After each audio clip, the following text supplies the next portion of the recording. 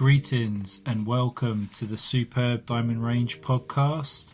This is episode 51, Why I Quit Using My Smartphone.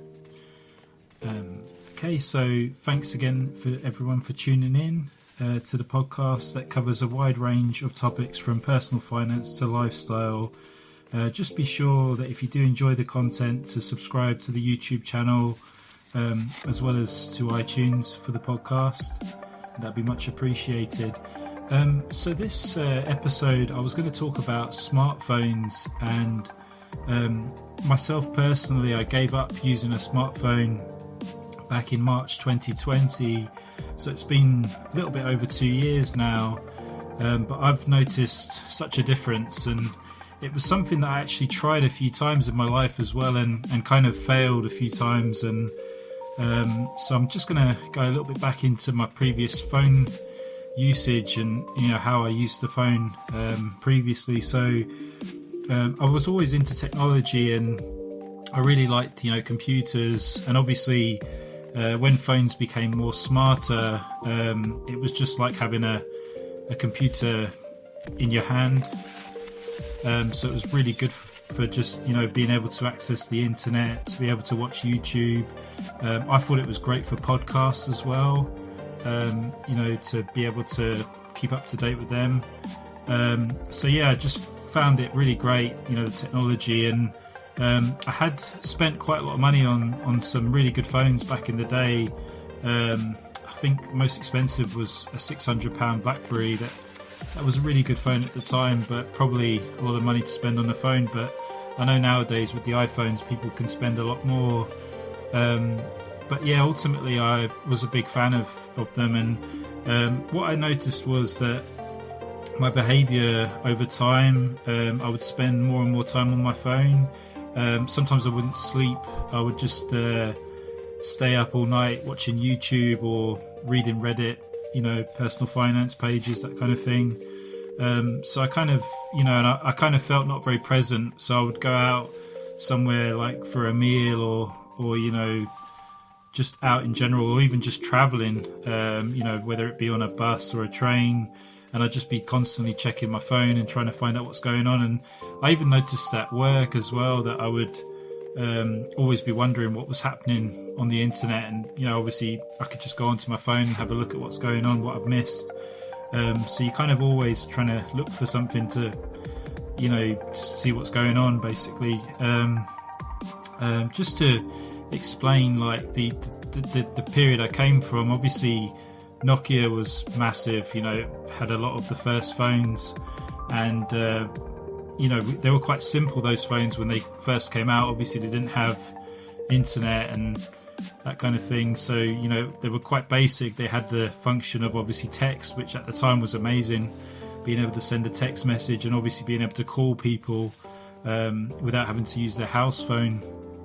And I mean, I grew up in a time when we would meet up with friends, we would sort of make arrangements like, okay, let's meet up on Saturday at the park, or we would meet in the town outside a landmark, and sometimes we would knock for people, like our friends, and we would, the parents might answer the door and say, oh, so-and-so's out, but they're over this way, and then you'd go and kind of find them. But now with obviously this technology, everyone kind of knows where everyone is, because you can keep in touch obviously with the phone, and some people, like, they arrange to meet people on their phone, and before they've even met them, they've probably spoke to them a lot on the phone already, or texted them everything that's been happening in their day. And it's taken a lot of that away, that being able to go and meet somebody and spend time with them for the day and get to catch up, like, in person, I guess. So the phones have sort of taken that away a lot, and a lot of people as well, because they've got phones, they just don't go out as much, because they think, well, I can call this person or I can send them a message, so there's no need to meet up anymore in person. So I kind of felt like it was a bit of a disconnect there. So that was why I kind of felt that,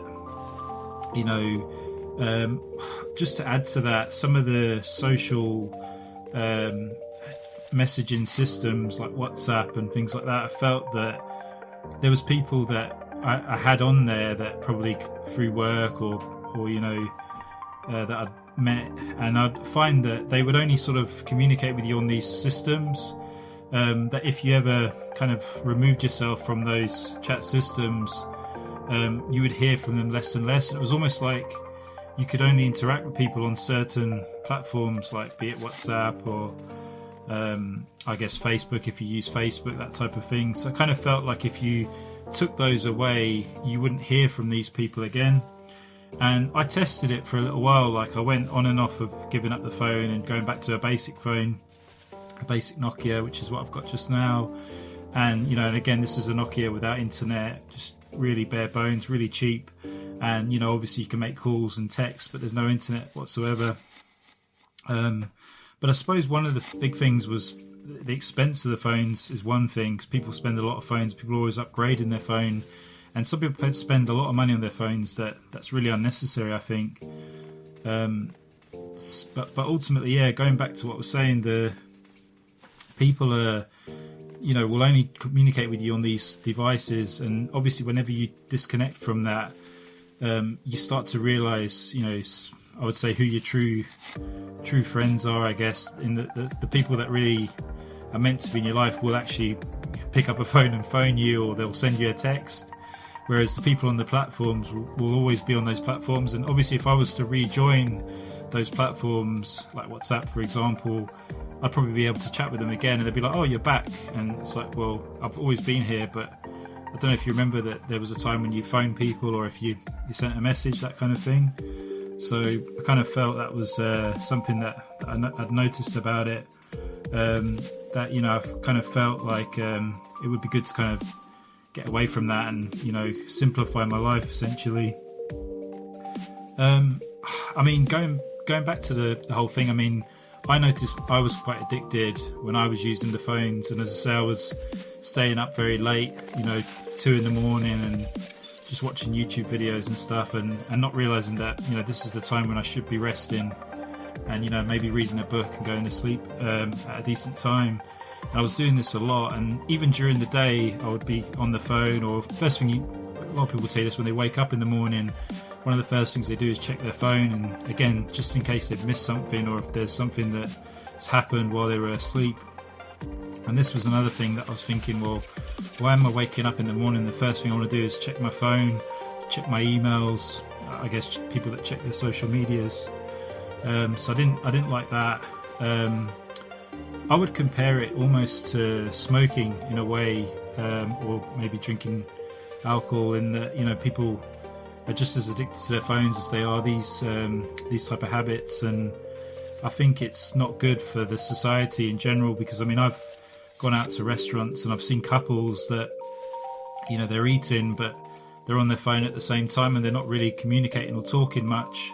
And it's almost like they're in this restaurant, they're this, they can look around themselves, they're taking the whole experience, but obviously they're on their phone. And it's the same if you go to airports when people are traveling, no one's looking around them, everyone's just on their phone and looking at internet stuff, and it's not great. It's like people should be connecting more, people should be talking. You can get a high from just talking with people in general,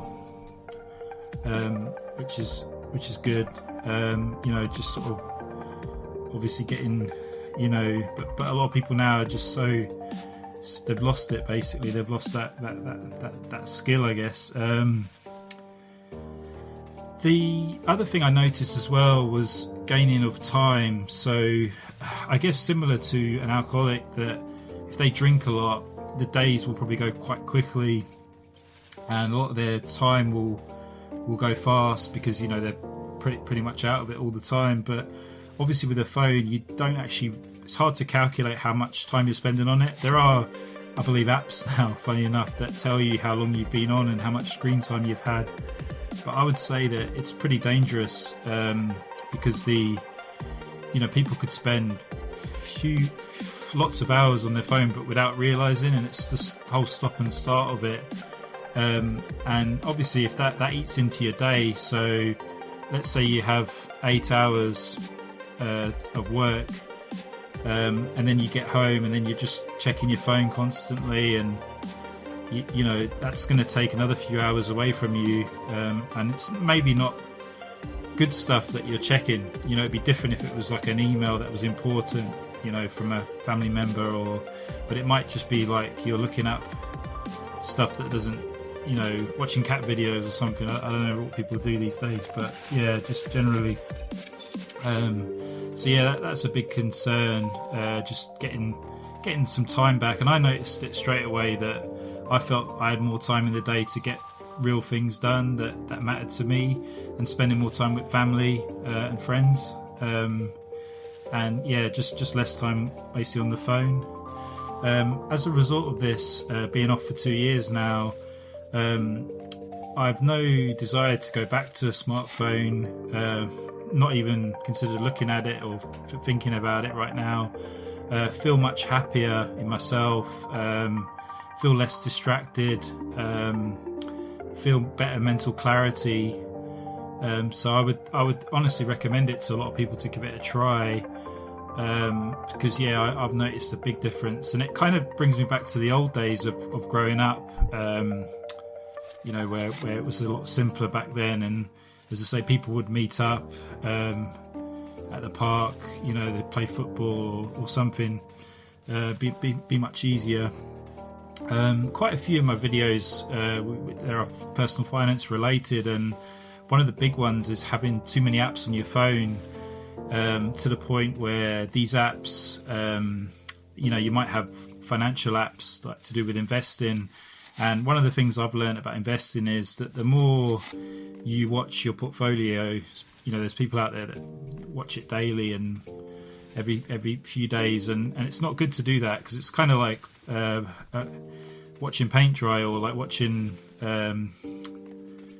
the pot boil. You know, it's like you're much better off forgetting about it. You know, like I said, the best people for investing are the people that forgot they had the investment account, or the people that may have died and again they forgot that they had the investment account. And you know, people that check it regularly, it's you know, obviously the market just keeps going up and down, it's very volatile, but in the long term it always goes up. So yeah, I just think that the access that the smartphones have given people to like be able to check their stocks and how they're doing is bad, because it can lead to bad behavior where they second guess themselves and think, oh no, I need to change something, or I need to switch investments, or but really the best thing is to set a plan and just get on with your life. And again, it's just this ability to just log in and immediately see your portfolio. But I honestly think you're better off scheduling in time, maybe every 6 months or every year, or even forgetting about it in general and just, you know, waiting to be surprised later on. But yeah, the phones have made it so easy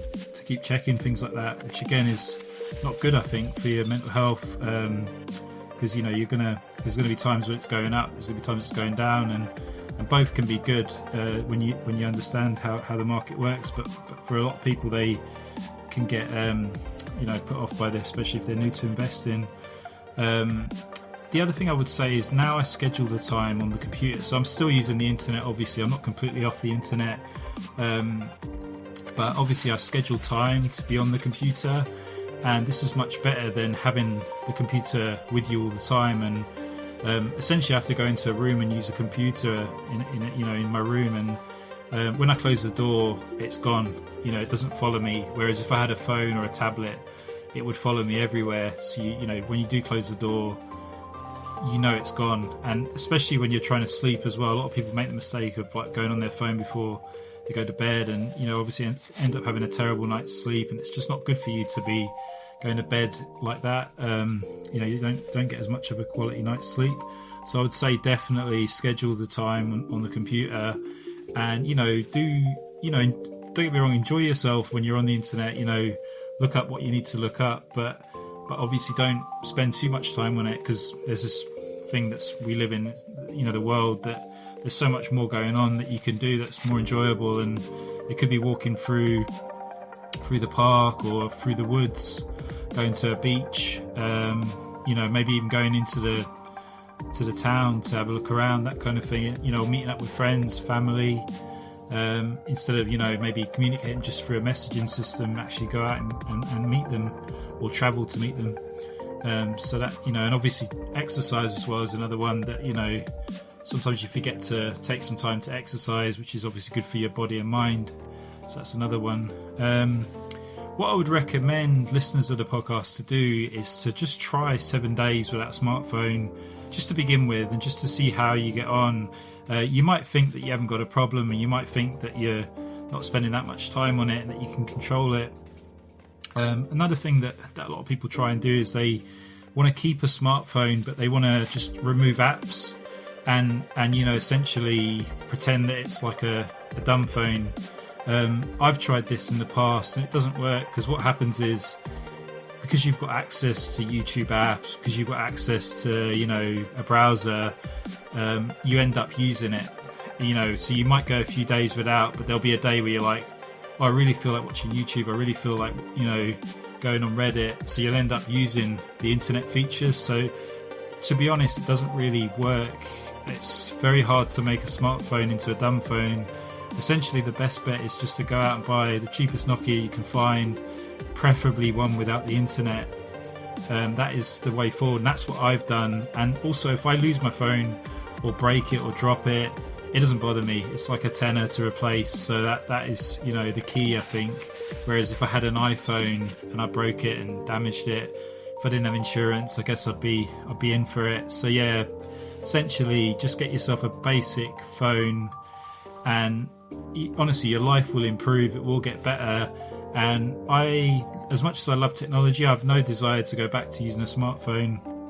You know, for me, you know, I feel like totally different now, and I don't think I could go back to it. And I've seen people that still have the smartphone, and they're looking at me like, wow, I don't know how you can do that. And it's like, well, I struggled. I tried doing this for years, and what I would end up doing is doing it for a little while, and then I'd buy a brand new phone and get back into it again. And you know, so it took me a while to build up to this. But one thing I would say is, once you get some time off without it, it gets easier. And hence me doing it over 2 years now, you know, I've got no cravings to go back to the old ways, essentially. So yeah, so that's my opinion on smartphones. But again, everyone's different, and not everyone will be like me. And I decided to do this because I thought it was right for me, but obviously everyone's got their own, you know, might have other reasons for keeping a smartphone, and you know, but yeah, it's definitely something to consider anyway. But once again, I appreciate you listening to the podcast, and as I say, once again, be sure to check out future episodes coming up, and obviously don't forget the Twitter web page, which is Superb Diamond RA, or Superb Diamond Ra. And thank you very much for listening, and peace out.